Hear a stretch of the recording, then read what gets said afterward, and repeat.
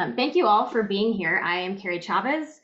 I'm at Texas Tech University. I also have a position at the Peace, War, and Social Conflict Lab, and I'm a research fellow at the Modern War Institute at West Point. And I do research on the politics, strategies, and technologies of modern warfare and security. So I've been with this working group from the beginning, and with the Center for Advanced Red Teaming, I actually saw Gary Ackerman and Anna Wetzel, who were my main partners on that design. We designed the red teaming exercise, and then I have done all of the modeling and analysis of it. And the report of that will become available at the very end of this workshop and available for download and reading. But I'm really excited to show you the results that we have inferred from this, if I can actually advance the slides. There we go. Okay, so to kind of echo what Ingo's already said, our motivation, recognizing that terrorists are increasingly exploiting UAS to advance their agendas. They're doing this in more passive ways like intelligence, surveillance, and reconnaissance, but also in more kinetic, coercive ways, weaponizing these platforms. And in our first brainstorming session for our working group, we converged on urban settings, just recognizing their vulnerability with dense critical assets and populations. I actually had, while I was preparing for this, I thought about back in Islamic State's peak, I think this was around 2016 or 17, after the group became really polished with commercial drones, they had published Western urban targets, like high value symbolic targets. So we focused on these settings for those reasons. However, we also recognize that urban settings might be vulnerable to urban to UAS attack. And the truth is we don't entirely know because we have empirical data limitations. And so we were wanting to field this exercise because we have many and diffuse threats. And so anytime a new threat or a new threat vector arises, we have to be really judicious about discerning its magnitude, and especially its relative magnitude with all the other threats in the space. And so we need to have really nicely scaled security frameworks that can anticipate and intercept these threats. And we just haven't had the quantity or just the systematic ability to analyze these patterns to forecast trends, nor have we had the, and with time, this is an emerging threat and an evolving technology. And so keeping up with it is also really challenging. And so we did a red teaming exercise, the Center for Advanced Red Teaming, which I'm going to shorthand CART for the rest of this. They do and decisions, and Kerry. The whole idea is to create, so it's a really apt and incisive method for emerging phenomena, for new threats to try to stay on the leading edge. And but I also, because I want to have intellectual honesty and transparency, I want to discuss the potential limitations of what we can do as we interpret them and apply them in a policy oriented way. So this is synthetic data. Rather than empirical, we're simulating those situations. And in addition to that, this particular red teaming exercise, so it was fielded from November 2022 to January 2023. And we had 110 high quality responses. High quality means that the participants completed the full exercise and demonstrate efficient attention and depth of engagement. And that's a wonderful number. We're very pleased with that. But for statistical power, it's limited. It's potentially not representative of the population average. So there's so much we can do with it. We only have 3 terrorist profiles, which again, we think is great coverage for this first go of it. But we should be very careful about extrapolating to other terrorist types, information we have. And then the static resources, all of our players were informed that they received the same resources. They all had the same amount of money and information and explosives. That is a strong assumption. Resources vary dramatically across terrorist organizations. And So, future studies has some problems with external validity. Doing it in a one-shot experience in a brief period. In reality, this is very incremental and slow over a long time period.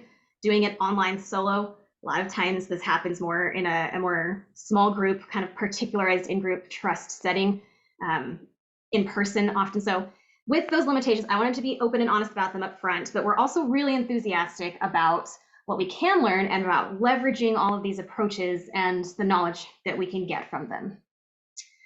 So with that, let me jump into the specific exercise. So participants they're randomly assigned one of these 3 profiles. And the idea is to get them to enter the headspace of these adversaries so that they can then tell us how they might behave.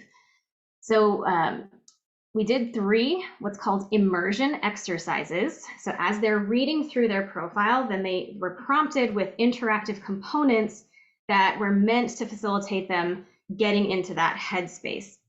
And so I'm going to show you just 3 examples of what that looked like, starting here at the top. So the extreme right profile, this was fashioned as a veteran entering civilian life, working at a big box store, really struggling to make that transition and feel a sense of belonging and purpose. And then this person joins an online forum of like-minded individuals and kind of gets siloed into a rabbit hole and gets radicalized through a group of them that takes it a little bit farther. So this first immersion expression here, this person is just talking to someone in the forum about what they're going through, how they're processing the character's experience. So then the second one, the jihadist profile, this was a person working at a technology store, really disillusioned with the way that the Western formulas for life aren't manifesting in happiness and fulfillment. This person gets in touch with their already radicalized cousin and starts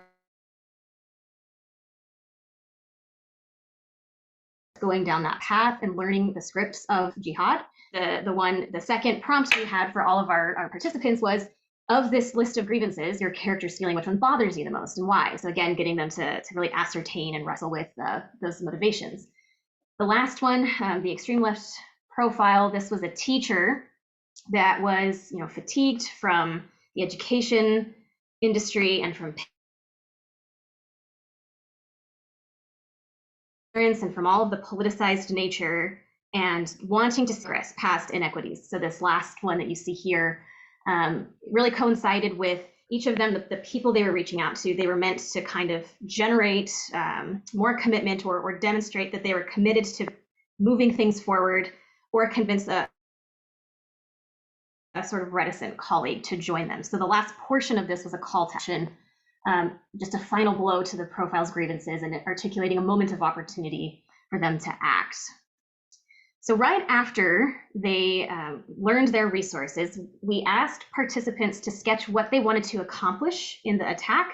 This was before selecting targets, before really planning anything.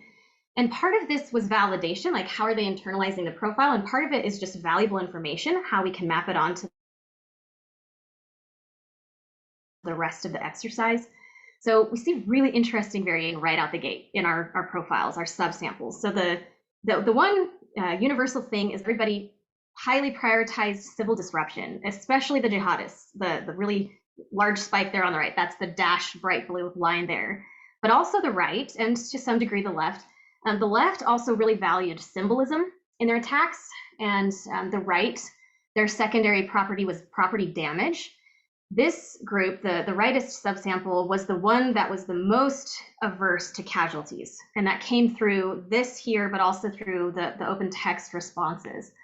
Conversely, the jihadists, as expected, they highly prioritized casualties. That was their second goal there. And I have a couple other images. All these are available in the report, just so you can see the distribution of these values, the way they're striated. So this is on a Likert scale. So 1 being not at all important, 5 being extremely important. You can see how individuals were rating this. So this is civil disruption, and then this is casualties. So you can, again, see like the left had kind of a bimodal distribution, mostly not wanting casualties, but some wanting them. The right being very skewed away, and the jihadists just continuously linearly going toward the casualties. So this makes intuitive for what we expected from these types of adversaries. The targets. So we had 3 categories of urban targets: energy, infrastructure, and population. Infrastructure was the most commonly selected target. 50% of players selected one in this category. The population category was second at 28%, and then 22% for energy. And the infrastructure, this is mostly driven by the left and the right, as you can see from those spikes. The population ones are mostly driven by jihadists, but interestingly, they tended to prioritize the mass concentrations of casualties rather than the types that had like more regular but slower foot traffic and occupancy. So very few of them looked to places like shopping malls or hospitals. I'm going to flash complicated visual next that I'm going to let you all gaze at for a while I talk through the most likely targets. So hopefully I can help you navigate this. It is first organized by the subsamples, by the profiles, and then it's organized by those 3 categories of targets. And then within, they're alphabetized to maybe help you navigate as I talk through this in turn. So I'm going to go from the 4th to the most popular target.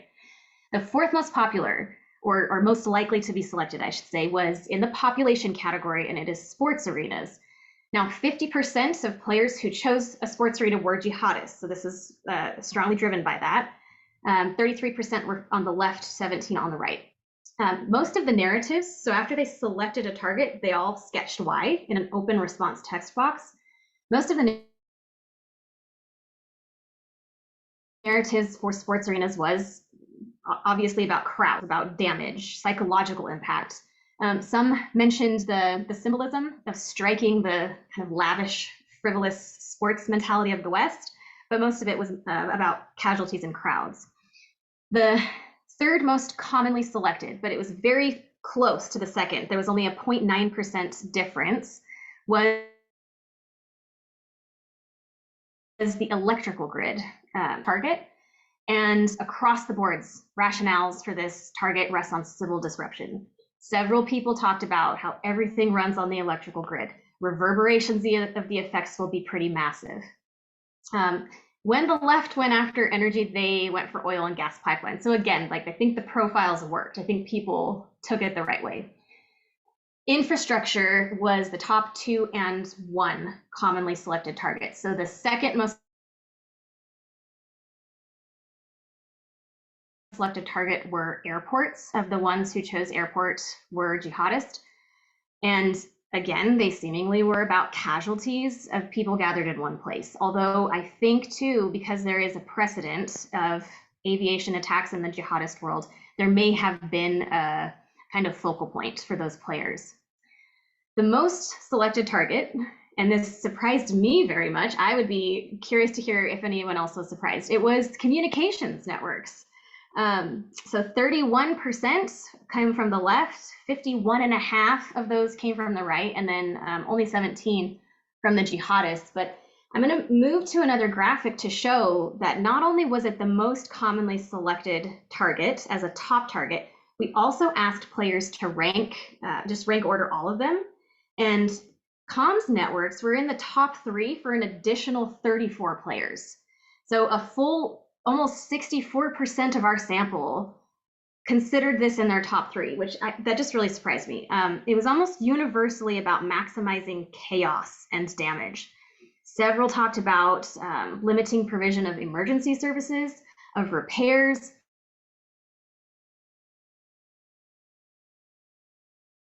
of intelligence in any sort of select comms. They had much more nuanced reasons. So it was about that chaos and damage, but they also mentioned some other things that are reflective of maybe the way they internalized it, but also just political atmosphere. They talked about maximization of attention and impact and minimization of casualties. A lot of them also talked about misinformation, fake news, getting past government and mainstream media propaganda, being able to kind of cut through censorship of certain partisan postures and have a direct voice without spin. So it was a really interesting choice, I think, for a lot of them. All right, I'm going to move to the courses of action now. So how they chose to attack. And for this, the reason I have these on here, the order of the exercise, after they selected targets and explained their rationale, they received what we call an inject. And these were from the individuals that they were dialoguing with in the emergent exercises.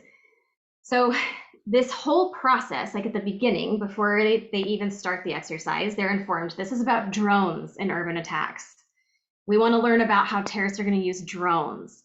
And then they get to this point and their handlers say, consider using drones in this attack. So really strong priming, intense injects timed right before the attack.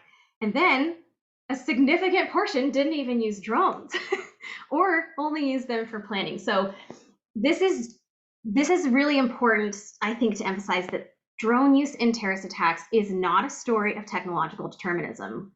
And I've said this before, I'm going to keep saying it. This is about human choice and affordance.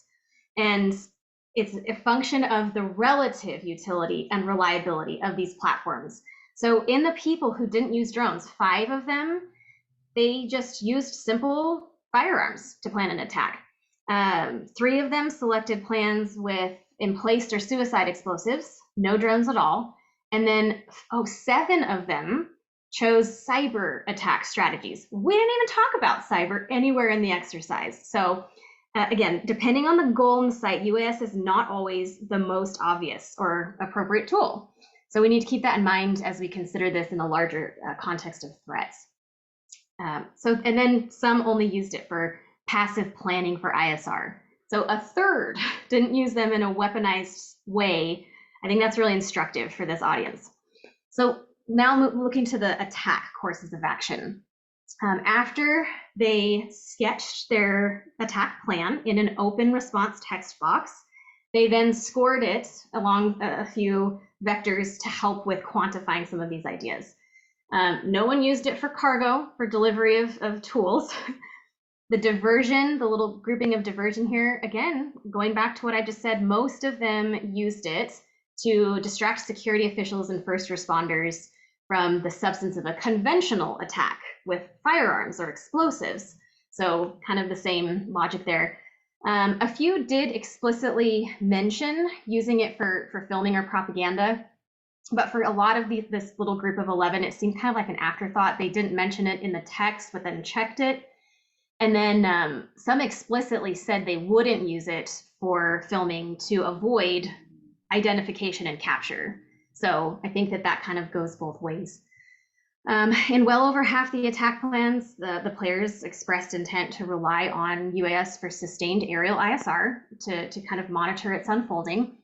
And that really resonates with the empirical evidence we have on how terrorists use drones and also just the planning courses of action that we saw.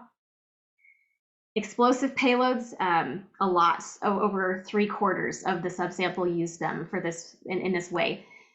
21 of those cases mentioned that it would just be property damage, and then only 17 said that it would be targeted toward humans or a crowd, and then others didn't specify, just indicated that they would use an explosive payload. All right, most likely courses of action, and then I'll do the black swans. So the most likely was using it for ISR during planning, dropping explosives during the attack, primarily on the key communications or energy targets at points of vulnerability. So a full third of our sample did this combination right here. However, most of the people who did this combination were from the extreme right. That group was very consistent in their approach and in their rationales. Compared to that, so the jihadists were also fairly consistent in a different way. They used it mostly for planning. Only 2 of the participants assigned to the jihadist profile didn't use it in planning ISR, but then most of them used it to drop explosives on human targets rather than on the communications or the energy. The left was the most varied group all across the boards. They were the most likely to not use drones at all. They did tend to weaponize them. I think a third of them used weaponized drones in their hypothetical attacks, but they kind of used them equivalently against property and people. They were the most likely to deploy them for propaganda, the most likely to deploy them in tandem with other conventional platforms, the most likely to use them in other creative ways. They were just so different. So if you have a political space that is rife with the extreme left, you're just going to have your hands more full, it seems like, when it comes to the UAS types of threats. Black Swan, both of them, I really pulled out two that came to my attention. Both of them occurred on a sports arena target. So the first one was by a jihadist participant, character. They articulated a plan to drop an initial explosive near or above a stadium in order to cause the crowd to panic and run, and then to bombard them as they're running through the doors and parking lot and pathways away to maximize damage. The second one was written by an extreme left profile, and this entails an agricultural drone that can do like a mist or liquid dispersal, getting it pre-programmed toward a stadium with a harmful chemical. And this is a black swan that I've seen like from the beginning of drone threats. This is the one we've all been like, this is the worst case scenario. It doesn't matter how good your counter UAS system is, like if it gets even close and there's a breeze, you're toast. So it made sense to me that this made it into our red teaming exercise as well. All right, last thing here, before I go to the conclusion, we asked the participants to rank 10 features of UAS that we thought might be meaningful in coercive uses. And the two most popular, or the best ranked, were penetration of secured areas and the vantage of that aerial view, kind of simulating high ground and providing the situational awareness in planning and attack. Here's 4 additional ones. These are properties that diminish risks and costs. So 2 were well ranked, 2 were kind of discounted. They seemed to appreciate that it provided anonymity in the attack. It provided obscurity. They're less likely to be captured or detected. The bottom 2, I think that they are a little surprising, because the literature on terrorist drones suggests that these are very popular with them. I think that this is an artifact of the game design, though. This is an example of how external validity is showing us something that might not be realistic, because this one-shot exercise, like these participants only designed one attack and they were given substantial resources to do it, so they may not have cared as much about the risks and cost. In reality, terrorist organizations, their reason for existence is to be in hostile competition. And so they have a continuous stream of fighting, and they tend to have limited resources. So they're trying to constantly generate manpower and material and resources. And so I do think for them, risks and costs are more meaningful.